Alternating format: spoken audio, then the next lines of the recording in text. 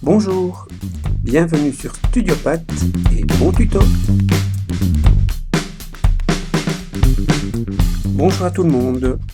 Bien, maintenant que les aplats sont terminés, nous allons passer au dégradé.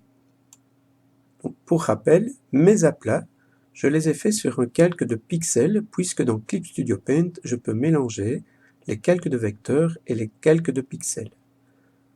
Maintenant, moi, ce que je veux, c'est faire un dégradé vectoriel pour que le dégradé soit impeccable lorsque je vais grandir mon dessin.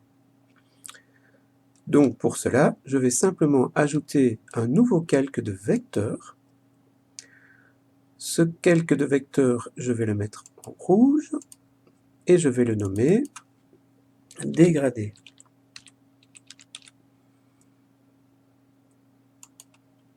Ensuite, ce que je vais faire, en fait, c'est simplement sélectionner toute cette surface, puisqu'on peut sélectionner dans un calque vectoriel. Donc, je prends une surface à la fois ici, et je sélectionne ma surface. Alors, ce que je vais faire, c'est exactement comme avec l'aplat. Je vais bien vérifier que dans la propriété de l'outil de la baguette magique, la mise à l'échelle de la zone est à 2 pour que le trait de sélection, en fait, déborde sur le trait vectoriel qui est en noir. Ainsi, je sais très bien que tout ce qui est pixelisé va rester sous le trait vectoriel. Vous savez très bien maintenant que si je vais chercher l'outil dégradé, ça ne marche pas puisque je suis dans un calque de vecteur. Donc, ce que je vais faire, c'est aller chercher tout simplement l'aérographe. Dans ce cas-là, je vais pouvoir faire mon dégradé. Mais tout d'abord, nous allons aller voir dans les calques, ici. Ce que nous allons faire, c'est ajouter un masque. En ajoutant un masque, je fais en fait un pochoir à l'endroit où je veux faire mon dégradé. Et je vais aller sur le calque pour faire mon dégradé vectoriel. Ainsi, la couche vectorielle sera sous ce masque. Je vais faire mon dégradé ici. Voilà.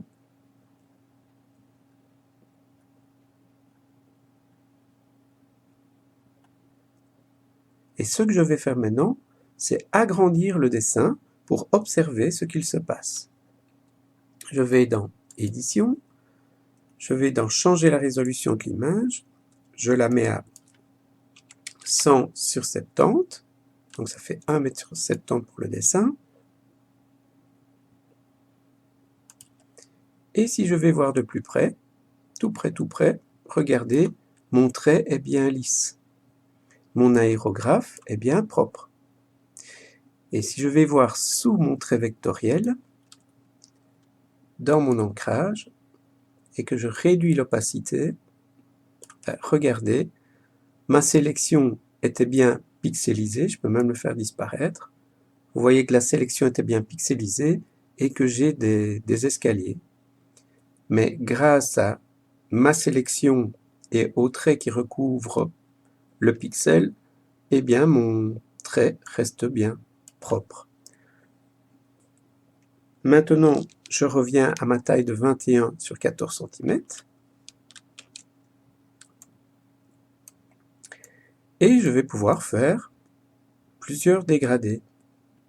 Ici maintenant, ce que je vais vous inviter à faire, c'est d'aller dans l'outil de sélection, prendre Sélection plus, et sélectionner plusieurs zones en même temps pour en fait faciliter votre travail et aller plus vite. Par exemple, ici, je prends tous les jaunes, toutes les surfaces jaunes. Ainsi, je peux créer, comme je vous ai expliqué, mon masque. Et une fois que mon masque est créé, je vais sur mon calque, je vais chercher mon aérographe et je vais pouvoir en fait tout simplement faire les surfaces comme je le souhaite. Donc je vais imaginer que la lumière vienne de par là. je fais mon dégradé sur toutes les surfaces en fait que j'ai sélectionnées avec mon pochoir. Ici, ici, voilà. J'imagine que la lumière vient de là, ici, ici également. Ici, il est dos à la lumière, donc je vais le faire plus foncé. Ici également. Je vais également ici foncer un petit peu plus l'arrière-plan. Je recommence encore une fois pour être bien clair. Donc, je vais chercher ma baguette de sélection. Je vérifie que ma mise à l'échelle de la zone est bien sur 2 pour que ma sélection aille sur le trait noir. Donc, je peux sélectionner. Je vérifie tout près. Voilà, il est bien sur le trait noir. Je crée un nouveau calque de vecteur. Je le mets en rouge. Et maintenant, tout simplement, je vais créer un nouveau masque de fusion et je vais aller sur mon calque pour travailler mon aérographe.